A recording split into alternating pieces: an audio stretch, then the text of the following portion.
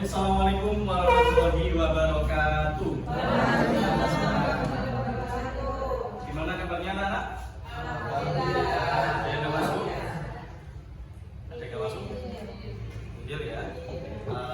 Alhamdulillahirobbilalamin. Hari ini kita ketemu lagi di mata pelajaran informatika untuk pembahasan kali ini. Yang akan kita bahas adalah menghubungkan memberi input bermakna dalam sistem KA atau kecerdasan artifisial. Mungkin di antara anak-anak ya sudah sering menggunakan AI dalam kehidupan sehari-hari, entah itu mengerjakan tugas, membuat gambar atau bahkan mungkin membuat video dan lain sebagainya. Ya, jadi di sini tugas Pak Fikri hari ini adalah menjelaskan bagaimana memanfaatkan atau memberikan prompt kepada AI untuk lebih baik, ya.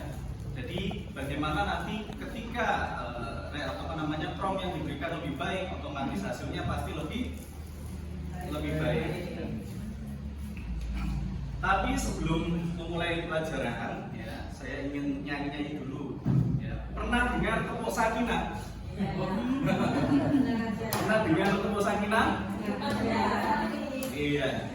Yang berpasangan gitu ya. Tapi ini tepuk sakinah versi coding dan AI ya. Jadi seperti ini. Berkelompok.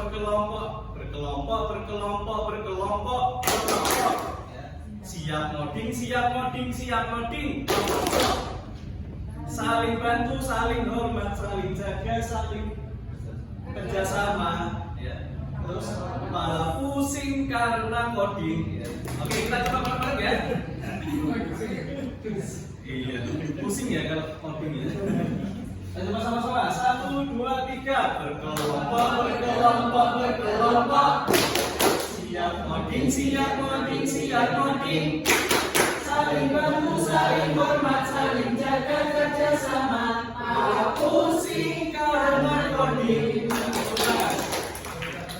Nanti diamalkan ya, sebelum pelajaran selesai harus hafal. Ya. Langsung saja. Di sini Pak Fikri menyediakan beberapa contoh aplikasi yang menyediakan KA atau kecerdasan artifisial, yang mana ini adalah beberapa contoh yang saya kira pasti sering kamu gunakan.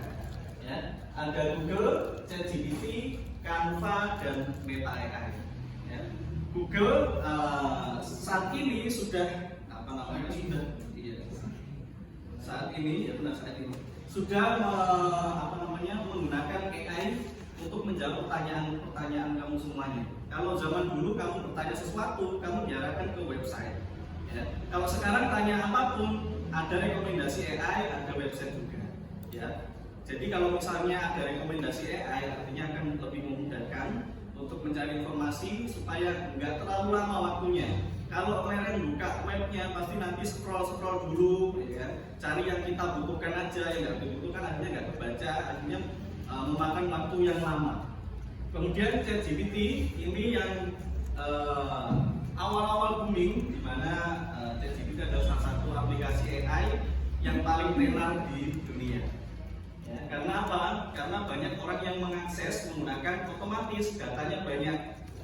Kalau datanya banyak, otomatis lebih baik dari yang lain, ya, karena AI ini akan menjawab pertanyaan berdasarkan data yang mereka miliki. Ya. Semakin sering anak-anak mengirim foto, semakin sering anak-anak bertanya, maka AI akan semakin sering belajar. Kalau semakin sering belajar, artinya jawabannya akan lebih akurat. Ya. Pernah nggak anak-anak bertanya kepada AI terus jawabannya salah?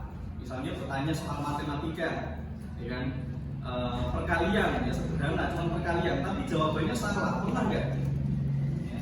Pak Fikri pernah bertanya sesuatu, jawabannya salah, ya. Terus saya salahkan, oh nggak gitu, itu salah, ya. Ternyata jawabannya apa?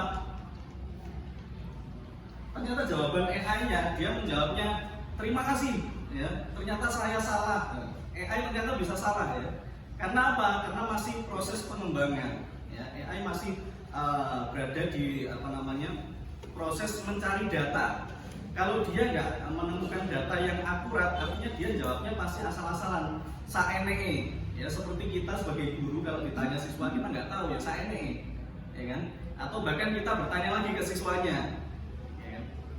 Terus kemudian ada aplikasi Canva. Ini aplikasi yang biasa dipakai untuk mendesain gambar dan lain sebagainya. Bahkan sekarang video ya, yang sering beredar di media sosial itu biasanya dibuat di Canva. Lalu yang keempat ada Meta AI. Meta AI ini yang biasanya ada di WhatsApp, ya, yang yang digunakan daripada kamu bertanya ke temanmu lama jawabnya, ya kan? Soalnya ngerti jawaban dari temanmu, mending kamu tanya langsung ke Meta AI. Ya. Lebih mempersingkat waktu dan jawabannya pasti lebih akurat. Jadi inti dari materi ini adalah bagaimana pengguna dapat berinteraksi dengan sistem AI, terutama model bahasa besar seperti chatbot, dengan memberikan instruksi atau data masukan yang efektif agar sistem dapat menghasilkan keluaran atau output yang akurat, relevan, dan berkualitas tinggi. Definisi dan pentingnya input bermakna atau prompt. Pernah nggak Bapak Ibu sekalian menginginkan sesuatu tapi pelit ngasih promptnya, akhirnya yang jawab juga pelit? Ya. Itu disebabkan karena AI itu bukan membaca bukan peramal atau bukan pembaca pikiran. Ya. AI itu nggak akan tahu kalau kamu semuanya itu bertanyanya setengah-setengah. Ya. Jadi AI nggak punya kemampuan untuk membaca pikiran, maka prompt yang dibutuhkan oleh mereka, yang dibutuhkan oleh AI ini harus serinci mungkin. Ya. Katakanlah misalnya kamu mau bertanya apa itu Candi Borobudur, maka jawabannya pasti juga akan singkat. Candi Borobudur adalah candi yang terletak bla bla bla bla. Ya kan? Tapi kalau kamu ingin bertanya yang lebih dengan jawaban yang lebih rinci, maka prompt yang dibutuhkan juga harus lebih rinci. Apa itu input bermakna atau prompt? Prompt adalah instruksi, pertanyaan atau masukan berupa teks, suara, gambar, dan lain-lain yang diberikan pengguna kepada sistem KA, misalnya chatbot atau generator gambar. Jadi prompt itu adalah teks atau perintah kita berupa suara, berupa teks ataupun gambar. Input bermakna adalah prompt yang disusun secara jelas, spesifik, dan kontekstual. Akurasi output. Prompt yang baik menghasilkan respon yang lebih akurat dan sesuai dengan kebutuhan. Yang kedua, efisiensi. Mengurangi kebutuhan untuk revisi atau percobaan berulang.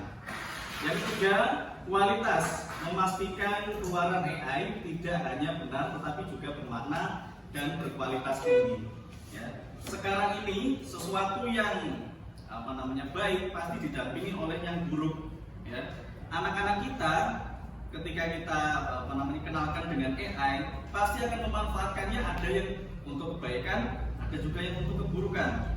Sebagai contoh, ada yang menggunakan AI untuk mencari informasi, mengerjakan tugas. Ya. Itu kategorinya bermakna. Ya. Tapi ada juga yang sengaja memasukkan foto temannya terus diperintahkan buat mengganti pakaiannya jadi pakaian renang misalnya. Itu yang perlu kita tekankan kepada siswa-siswa kita. Strategi menyusun prompt yang efektif. Satu, sebutkan tujuan atau tugas dengan sangat jelas. Misalnya, tulis ringkasan, bandingkan dua konsep, buat daftar langkah-langkah. Ya, jadi perintahnya itu kalau bisa yang jelas, yang tegas. Kemudian hindari kata-kata yang ambigu, ya, yang kurang jelas. Kalau manusia nggak jelas, apalagi mereka. Kemudian berikan informasi latar belakang yang relevan. Misalnya, saya adalah seorang guru sejarah, maka nanti AI akan menempatkan penanya itu sebagai guru sejarah. Kemudian tentukan audiens dari output yang dihasilkan. Misalnya, tulis untuk anak usia 10 tahun. Misalnya kalau kamu usianya 15 tahun, tulis untuk anak 15 tahun, maka jawabannya nanti akan disesuaikan. Ya, jadi kata-kata yang kategorinya dewasa atau kategori tertentu itu nanti akan disesuaikan dengan usianya. Baik, kesimpulannya adalah kemampuan untuk mendapatkan hasil yang optimal dan akurat dari sistem kecerdasan artifisial atau KA sangat bergantung pada kualitas input yang kita berikan, yang dikenal sebagai prompt bermakna atau prompt engineering dasar. Intinya, KA bukanlah sistem yang dapat membaca pikiran. Semakin jelas, spesifik, dan kontekstual instruksi yang diberikan, semakin tinggi pula kualitas dan relevansi respon yang dihasilkan oleh AI. Sampai sini ada yang mau ditanyakan? Tidak ada. Kalau begitu, kita ketemu lagi minggu depan dengan praktek ya anak-anak. Tapi sebelum kita tutup, seperti yang sudah Pak Fikri bilang tadi, kita nyanyi lagi ya, supaya sakinah. Ya. 1, 2, 3. Berkelompok, berkelompok, berkelompok. Siap ngoding, siap ngoding, siap ngoding. Saling bantu, saling hormat, saling jaga kerjasama. Pala pusing karena coding. Sekian, kurang lebihnya mohon maaf. Assalamualaikum warahmatullahi wabarakatuh.